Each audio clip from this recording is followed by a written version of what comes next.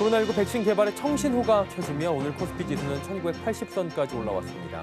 투자 심리가 개선되는 분위기가 나타나고 있는 가운데 경직됐던 경기가 다소 누그러질지 주목되고 있습니다.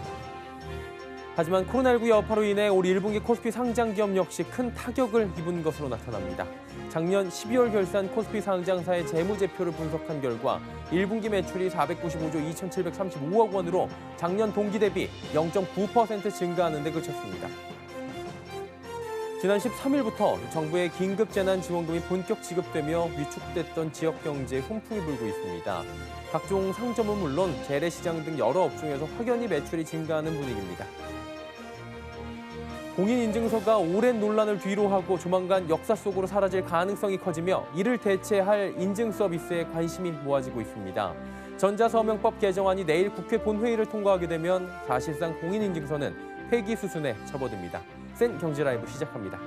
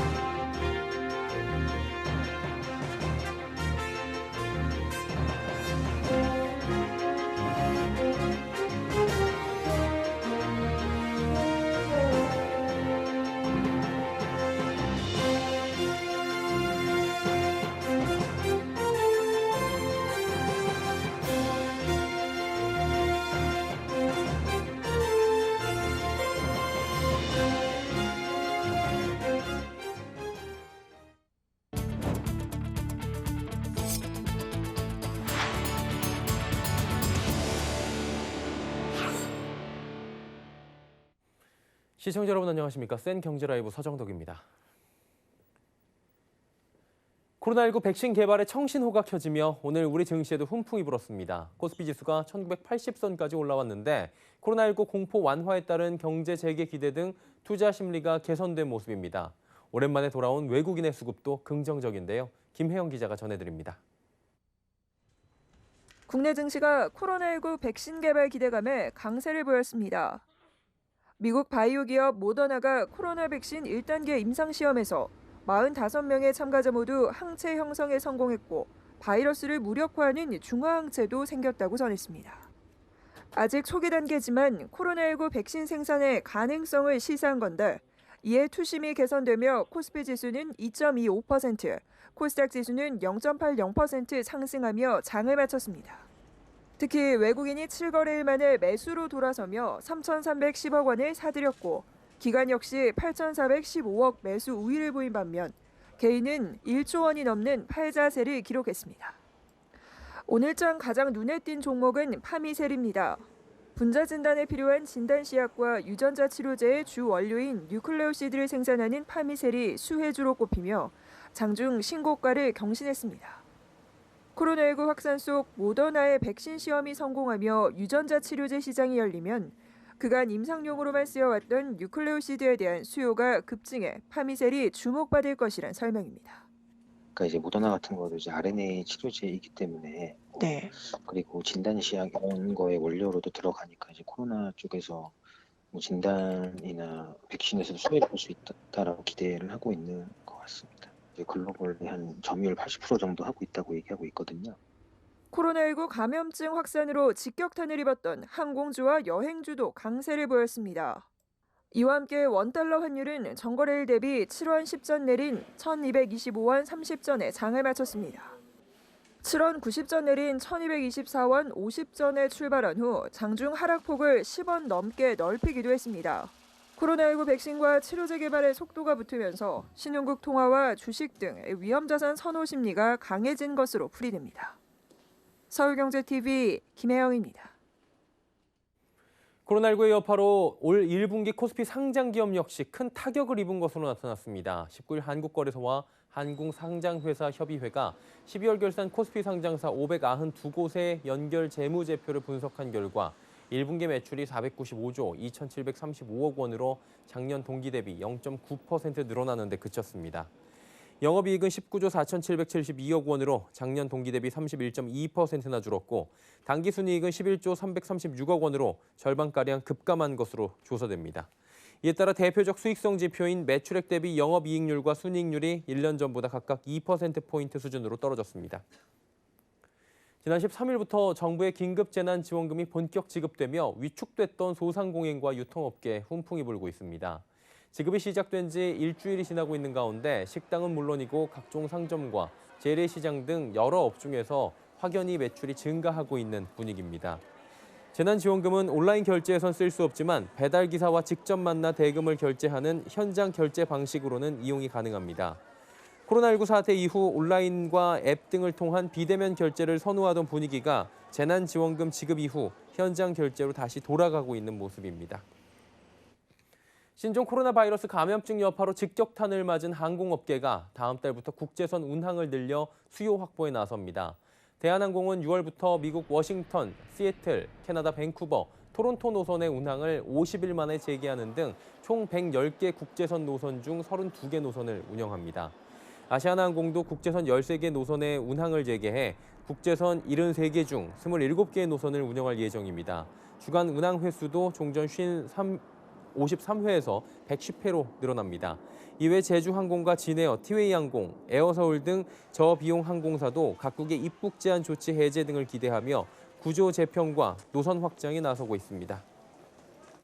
포스코그룹의 물류 자회사 설립을 두고 해운업계가 강력히 반발하고 있습니다.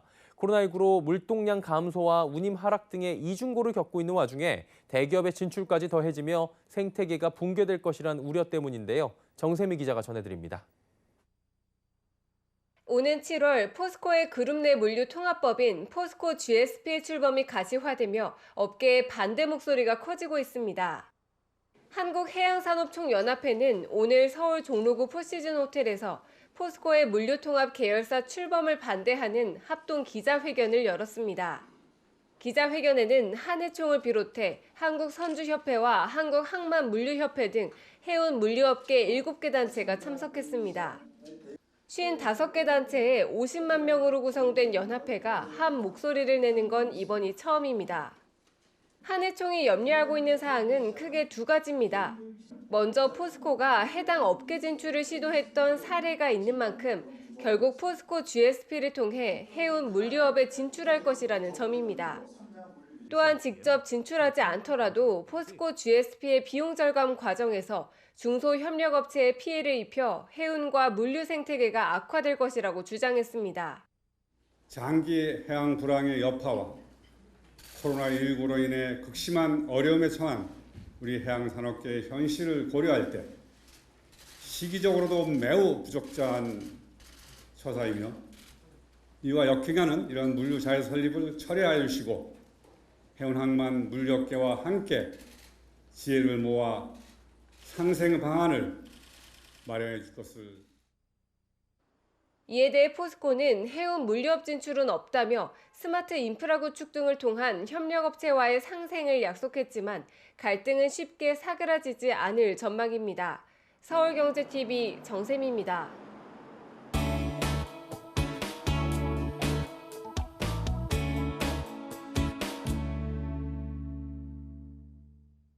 코로나19와 규제 강화로 최근 부동산 시장은 위축된 모습이죠. 전문가들 사이에선 U자형, V자형, L자형 등 각종 부동산 침체가 올 것이란 관측도 나오는데요.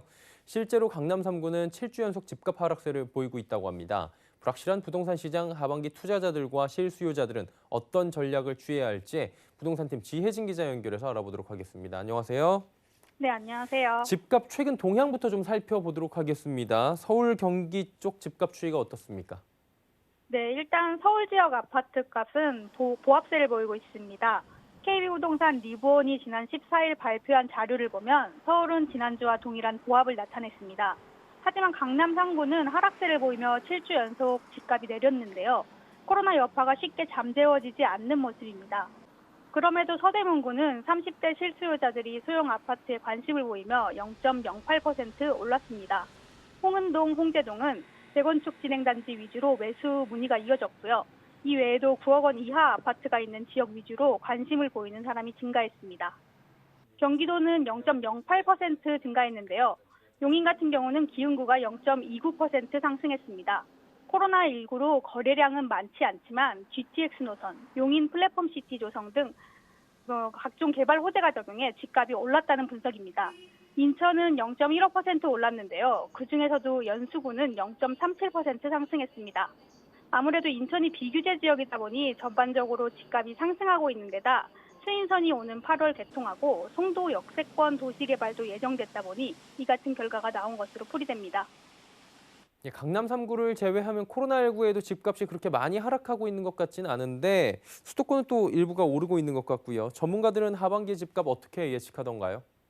네, 코로나19나 규제 강화로 매수 심리가 위축되면서 가장 큰 타격을 받은 건 강남 지역의 재건축 매물들인데요. 약 한 달 반 정도 집값 조정을 받는 중입니다. 이 같은 흐름이 동작구나 용산구 등으로 확대되는 양상을 보이기도 했는데요. 하지만 이런 낙폭들은 최근 둔화한 상태입니다. 필명 빠숑으로 알려진 김학렬 스마트튜브 소장은 하반기 시장이 정상적으로 돌아오는 데를 준비해야 한다고 말했는데요. 보유세 등 각종 과세 부담 때문에 처분한 급매물이 어느 정도 소진된 상태라는 분석입니다. 김학렬 소장은 최근 9억 원 이하 중저가 매물들을 비롯해 15억 원 이하 주택 가격은 상승하는 등의 모습을 보였다고 설명했는데요. 그는 그동안 관망세를 지켜오던 15억 원 이상 주택 수요자들이 15억 원 이하 매물들의 가격이 상승하는 것을 보고 움직일 것이라고 전망했습니다. 회복세가 곧바로 나타나진 않을 거라는 전망도 있었는데요. 김은진 부동산 114 리서치 팀장은 하반기 부동산 집값이 하향 안정 기조를 띌 것으로 분석했습니다. 김은진 팀장은 가격이 오른다 싶으면 정부 규제가 나오는 게 변수라고 짚었는데요. 수도권 시장은 뒤늦게 오름세를 보이며 갭매우기 현상을 띠고 있지만 시장 반등까지 이끌지는 미지수라는 겁니다. 외부 악재가 많은 상황이라는 건데요. 그럼에도 하반기 집값이 급락하는 일은 없을 것으로 내다봤습니다. 특히 서울의 경우 집값이 하락하려면 규제뿐 아니라 공급 물량이 많아야 되는데 공급 매물이 그리 많지 않다는 겁니다. 매수 심리 회복까지 시간이 조금 필요하다라고 할 수 있을 것 같고요. 그러다 보니까 이제 투자자들보다는 실수요자들이 더 많이 움직일 것 같다라는 생각이 드는데 이 부분에 대해서 전문가들은 어떻게 봅니까? 네, 전문가들도 대체로 하반기 부동산 시장이 실수요자 중심으로 움직일 것으로 예측했습니다. 이 실수요자들은 또한 기존 아파트보다는 분양가 상한제 규제를 받는 신규 분양을 노릴 거란 전망인데요. 또 최근 정부가 새롭게 내놓은 비규제 지역 전매 제한 기간 강화 등의 영향으로 밀어내기 분양 물량을 노릴 거라는 분석도 있습니다. 필명 놀부로 알려진 정영근 놀라운 부동산 대표는 서울은 투자자보다는 실수요자 중심으로 움직일 것으로 내다봤습니다. 특히 15억 원 이상 주택 구매 시 대출이 전면 금지되면서 20억 원이 넘는 초고가 주택 수요 감소가 뚜렷해질 거라는 겁니다. 그럼에도 9억 원 이하 단지는 소폭 상승할 거란 전망을 했는데요. 정 대표는 이 같은 단지들은 실수요자의 시장 참여가 비교적 쉽다고 설명했습니다. 전문가들은 청약을 노려보는 게 낫다고 입을 모았습니다. 아무래도 규제를 받으면서 분양가가 시세보다 저렴하게 책정되면서 차익을 노릴 수 있기 때문인데요. 실제로 이를 증명하듯 수억 원의 시세 차익이 기대되는 단지에선 청약 경쟁률이 수십에서 수백 대 1을 기록하는 등 과열된 양상을 보이고 있습니다. 보통 새 아파트에 당첨되려면 60점을 훌쩍 넘는 높은 청약 가점이 있어야 되는데요. 정영근 대표는 청약 점수가 낮은 사람들은 우수한 입지의 구축이나 서울과 인접한 개발 지역을 노릴 것을 강조했습니다. 실제 고분양가 논란이 있긴 했지만 서울과 인접한 경기도 고양시 덕은지구에서는 최근 당점 커트라인이 16점에 형성되기도 했는데요. 투자 목적이 아니라 실거주를 생각한다면 경쟁률이 낮을 것 같은 단지를 노려보는 것도 한 방법이 될 수 있습니다. 김학렬 소장도 랜드마크 단지에만 집중하기보다는 저평가된 B급 단지를 찾아 가치 투자를 하는 것도 한 방법이라고 추천했습니다. 가치 투자를 고려해야 손해를 보지 않을 거라는 설명인데요. 단기 시세 차익을 노리는 방식은 집값이 오르는 초기에 진입하지 못하면 실패한다는 이유에서입니다. 즉 중장기적으로 내다보고 구입한 주택은 팔 타이밍을 놓쳐도 버틸 수 있다는 겁니다. 결국 이 조언은 단기 투자자보다는 장기적으로 기다릴 수 있는 실거주자에 해당할 것 같습니다. 예, 실거주자에 대한 조언도 들어봤고요. 결론적으로 좀 정리를 해보자면 입지가 굉장히 중요하다 이거겠네요. 네, 박대근 부동산 미디어그룹 본부장도 이 같은 내용을 강조했는데요. 부동산 투자에 성공하기 위해서는 먼저 투자 금액을 정한 뒤 투자 유형에 따라 인기 지역을 분석해야 한다고 합니다. 또 중간중간 변화하는 트렌드나 정부 정책에도 귀를 기울여야 한다고 조언하는데요. 박대근 본부장은 직주 근접성, 일자리 창출 및 개발 호재 예정 지역, 재정비 가능성이 있는 노후 지역, 학군이나 학원가 밀집 지역, 신규 노선의 역세권 지역 등을 좋은 입지의 조건으로 꼽았습니다. 그리고 이제 규제도 생각을 해봐야 될 것 같아요. 계속 나올 것 같은 과세 기준, 이 부분이 참 혼란스러워하는 부분 중에 하나인데 올해 가장 유의해야 할 부동산 세금은 어떤 것들이 있습니까? 네, 아무래도 최근 가장 큰 변화는 지난해까지는 비과세였던 2천만 원 이하 주택임대소득에 대해 올해부터는 소득세를 부과한다는 내용인데요. 기준 시가 9억 원이 넘는 주택을 소유하고 있으며 월세임대 수입이 발생하는 1주택자도 세금을 내야 합니다. 또 2주택 이상의 소유자, 보증금 등의 합계액이 3억 원이 넘는 3주택 이상 소유자 등도 대상입니다. 국세청은 이 같은 내용을 발표하면서 5월 종합소득세 신고와 관련해 상담 시간이 긴 3주택 이상자는 세무서의 상담 지원 대상이 아니라고 밝혔는데요. 이 때문에 일선에선 혼란이 빚어지기도 했습니다. 필명 제네시스 박으로 알려진 박민수 MJ의원 대표는 주택임대소득세를 부부 공동명의로 활용하는 방식으로 절세하라고 조언했습니다. 개인별로는 연 2천만 원 이하 소득은 분리과세와 종합과세 중에 선택할 수 있는데 분리과세를 선택해서 부부 공동명의를 활용하라는 겁니다. 임대소득 부분 말씀을 해주셨는데요. 사실 세금에는 보유세, 양도소득세 주의해야 될 것들이 굉장히 많은데 전문가들은 또 어떻게 조언을 하던가요? 네, 6월 30일부로 다주택자가 조정 대상 지역에서 10년 이상 보유한 주택에 대한 양도세 중과 부담을 한시적으로 덜어주는 완화책도 끝이 나는데요. 일각에서는 양도세 중과 유예 절차가 연장될 가능성을 언급하기도 하지만 박민수 대표는 예정대로 종료될 것으로 전망했습니다. 시장에서도 보유세나 양도세를 피하고자 내놓았던 절세 매물들이 상당수 소진된 모습입니다. 부동산 업계는 올해 하반기에 종부세 강화 방안이 국회를 통과하면 급매물이 다시 등장할 수 있다고 관측하는데요. 박민수 대표도 현재까지 나온 부동산 과세가 예고편에 가깝다고 표현했습니다. 법인 취득세 중과나 토지 등 양도 차익 세율을 인상하는 등의 조처가 나올 수 있다고 내다본 겁니다. 예, 부동산 시장 상황 짚어봤고요. 부동산팀의 지혜진 기자와 이야기 나눠봤습니다. 고맙습니다. 네, 감사합니다.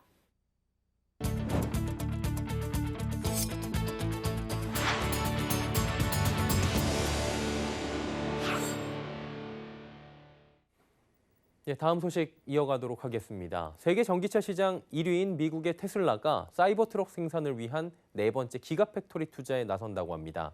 사이버트럭 선 주문량이 현재 무려 60만 대를 돌파했다고 하는데요.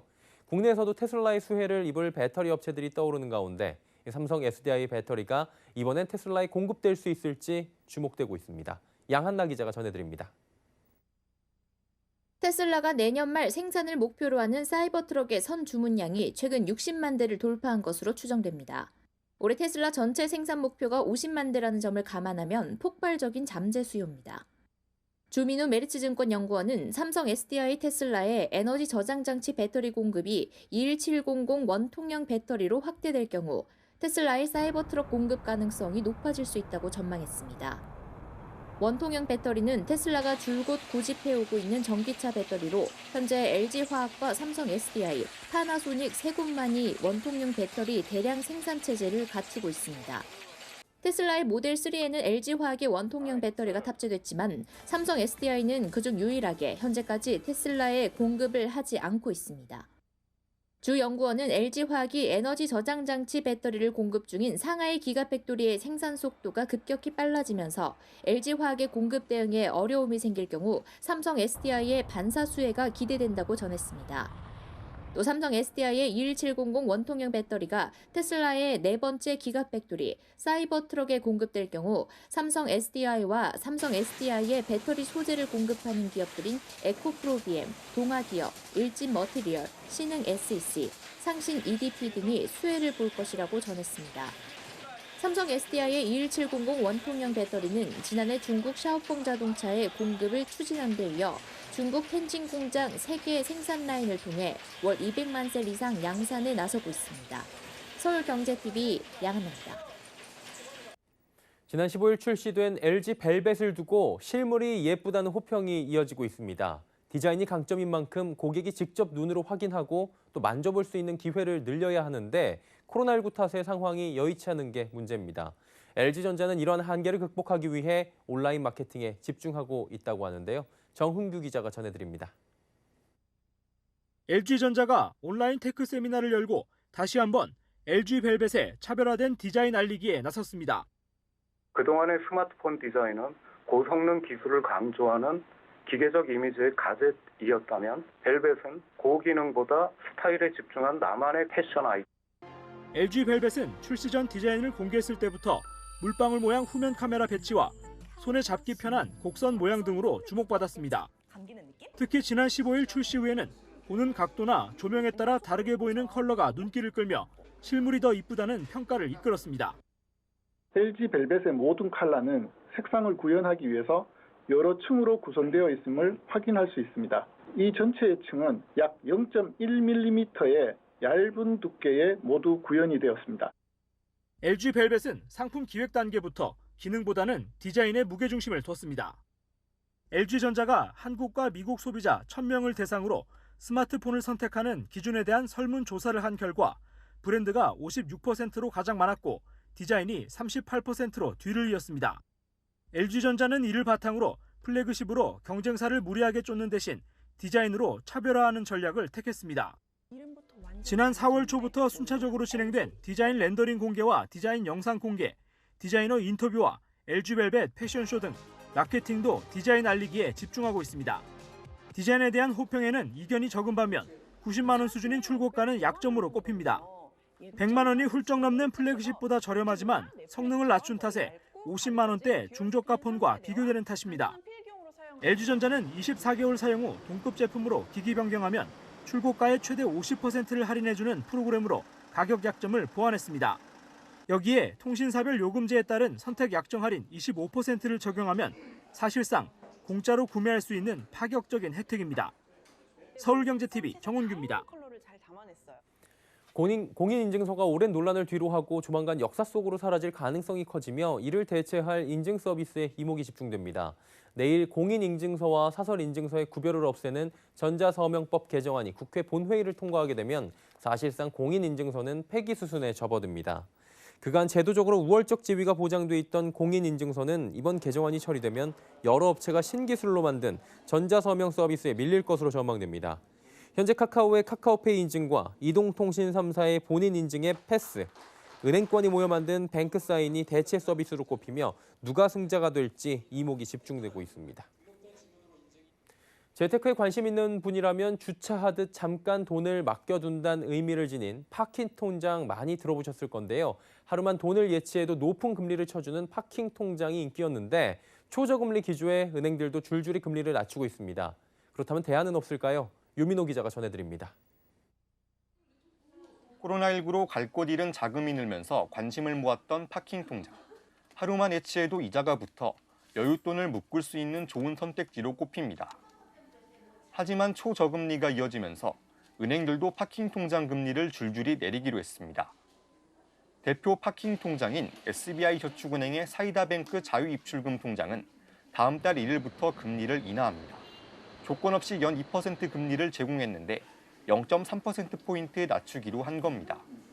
똑같이 연 2%를 보장했던 OK저축은행의 중도해지 OK 정기예금 369도 지난 11일부터 0.2%포인트 내렸습니다. 이딴 금리 인하에도 아직 2% 이상 금리를 보장하는 파킹 통장들이 있습니다. 웰컴저축은행의 웰컴 직장인사랑 보통예금은 급여 이체 등 우대 조건을 모두 충족하면 연 2.5% 금리를 제공합니다. 네이버 파이낸셜이 미래에셋대우와 함께 이달 말 선보인 종합자산관리계좌 네이버 통장도 예치금에 따라 최고 연 3% 금리를 받을 수 있습니다. 코로나19 충격에 한국은행이 이달 말 기준금리를 내릴 거란 전망이 우세한 상황. 더 높은 금리를 쳐주는 파킹 통장 수요도 늘어날 것으로 보입니다. 서울경제TV 유민호입니다. 김학도 전 중소벤처기업부 차관이 오늘 제18대 중소벤처기업진흥공단 신임 이사장으로 취임했습니다.